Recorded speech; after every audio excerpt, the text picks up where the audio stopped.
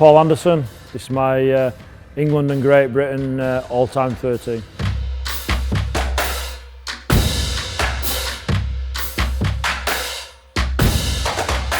My number 1 is KRIS RADLINSKI. Unbelievable player for club and country. Very, very fortunate to play with KRIS in the 2001 Test Series against Australia.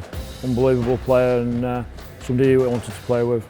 Number 2, Jason Robinson. What can you say? I was very fortunate to play with Jason in Great Britain under-21s, and then obviously I went on and played with him at international level at senior level. So successful in both codes, and yeah, just an iconic figure. Has to be in there somewhere. Number 3, Keith Senior. Big Keith. Very, very fortunate to play with him. Probably in most of my caps that I played England and Great Britain, but just an unbelievable strike centre. He's one of them where if you're in trouble, just get the ball to Keith and he'll get you out of trouble. Gary Connolly, number 4, another one. Been really, really successful as a player, but probably understated. He's defensive and how strong he was in defence. I thought he was outstanding, and I was very, very fortunate to play with him at numerous caps. Number 5, Leon Price. I think later in his career he was more of a half. Well, he was a half, played a lot of 6, but early parts of his career when I was playing rep football, he started his career as a winger, but he was a good, unbelievable player, and I had to find a space for him in there somewhere. Whether on the wing or whether he was in the halves, he was just such a good player. Number 6, Paul Sculthorpe. Yeah, what can you say about Scully? He's the type of player that you knew in them big games, regardless, he turned up. So many times playing Australia, he'd come up with some ridiculous things, and he could play tough, and he was a genuine rep player. Privileged to have played with him. Sean Long, number 7, just such a good player, such a good player.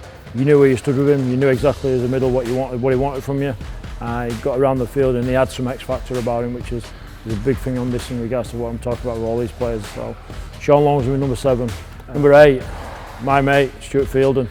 Spent 8 years together at Bradford. All my rep career was around Stu as well, so what can you say about Stu? I was very, very fortunate enough to play with him and to coach him as well, and we was at Huddersfield together, so I think he's at his period in time when this is probably one of the world's best front rowers, and say no more. Number 9, tough one. I've gone with KIERON Cunningham.